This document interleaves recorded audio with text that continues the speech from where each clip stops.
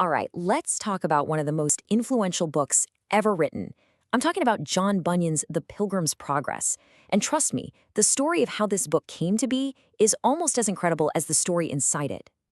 So, get this. This book wasn't dreamed up in some cozy study or a fancy library. Nope. It was written nearly 350 years ago by a man named John Bunyan from inside a prison cell. He was locked up for his beliefs, and that's where this whole incredible journey came from. Just amazing.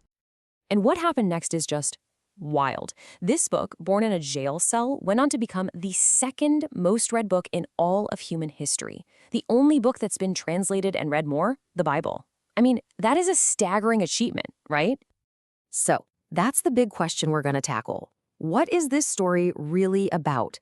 And why in the world does a book from the 1600s still have such a powerful grip on us today? Let's find out. Bunyan kicks the whole thing off with this incredible line. As I walked through the wilderness of this world, I dreamed a dream. He's basically telling us, hey, buckle up. What you're about to hear is a dream, a vision, a journey of the soul. Okay, before we go any further, we need to get one key concept down. Allegory. It's a fancy word, but the idea is simple. It's a story where pretty much everything, the characters, the places, are symbols for something else. Think of it like a code. Every character, every monster, stands for a bigger idea, like a virtue or a temptation. And honestly, if you don't get this, you won't get the book. It's the master key to the whole thing. All right, let's dive into the story itself. It all kicks off with a burden and a dream. So we meet our main character, a guy literally named Christian, and he's got this huge, heavy burden strapped to his back. Now, this isn't just a really overstuffed backpack. It's a symbol, remember? It's the weight of all his guilt and sin. He finds out that his hometown, the city of destruction, is about to be, well, destroyed, and he knows he has to escape. He has to get out now. So the perilous path begins. Christian doesn't have a map, just a distant light to run towards. But right from the get-go, his journey is packed with danger and some really, really bad advice. So here's a quick look at the road ahead for him.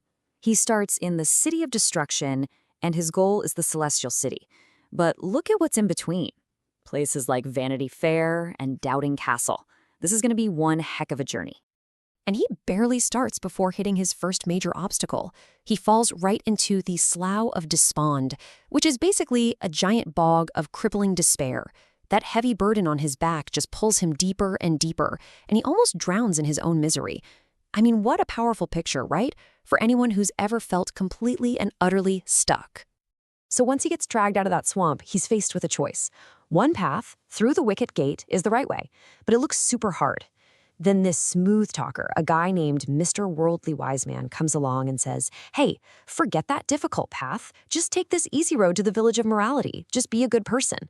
And this is such a core idea in the book, isn't it? The choice between the hard road of real change versus the easy shortcut of just looking good. Thankfully, Christian ignores the bad advice and gets back on track. And then this happens. It's the most pivotal moment in the whole book. He comes to a place with a cross, and that massive burden he's been lugging around this whole time, it just falls off his back. It tumbles down a hill and vanishes forever. Just like that, his central problem is gone. But believe me, his journey is far from over. Okay, so the burden's gone. Smooth sailing from here, right? Not a chance. Now come the monsters, the markets, and the missteps.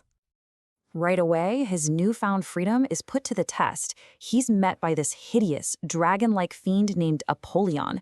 This monster is basically the embodiment of spiritual warfare, of all those inner demons. They have this brutal, all-day battle. Christian gets wounded, he's almost beaten, but in the end, he wins using his sword, a symbol for his faith. Next up, Christian and his new buddy, Faithful, wander into a place called Vanity Fair. Just imagine a city that's one giant year-long party dedicated to materialism, greed, and every temptation you can think of. They stand out because they're not buying anything, literally or figuratively. So of course, they get arrested and put on this ridiculous sham trial. And get this, the witnesses against them are named Envy, Superstition, and Picthink. Yeah, no surprise. Faithful is found guilty and executed, becoming a martyr for his beliefs. So Christian escapes, and now with a new companion named Hopeful, they press on.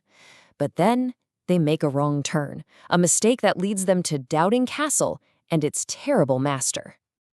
They try to take a shortcut, an easier path, and they end up trespassing on the grounds of Giant Despair. You can guess what happens next. He captures them and throws them into the dungeon of Doubting Castle.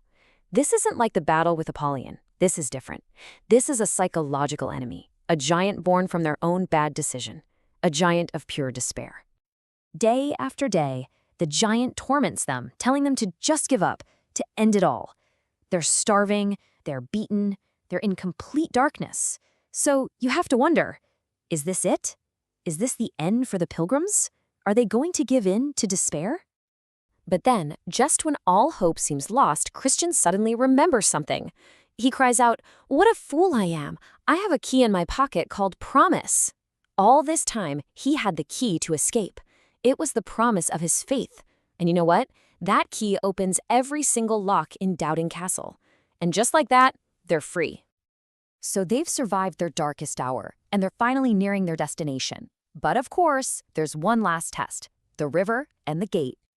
So the very last obstacle is the river of death. There's no bridge, you just have to walk through it to get to the celestial city. And here's the kicker. The depth of the water depends on how strong your faith is. Christian starts to panic, he's filled with fear, and he begins to sink. But his friend Hopeful is right there, keeping his head up, reminding him of what's real. And together, they make it across. So Christian and Hopeful enter the celestial city, their journey complete. It's an incredible climax. But now, let's step back from the story and talk about its legacy. How did a book written in a cell become a global phenomenon? I think the answer is pretty clear. Bunyan basically drew a map of the human soul.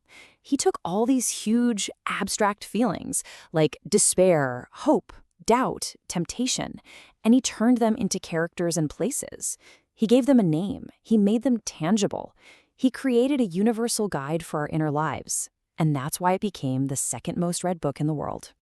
And that, right there, is why this book endures. Look, we might not call it the Slough of Despond or Giant Despair, but we all know what those feel like, don't we? We all face those things. So the question this story leaves us with is a big one. What are the timeless struggles in your life that a story like this could help you finally put a name to, and maybe even help you navigate?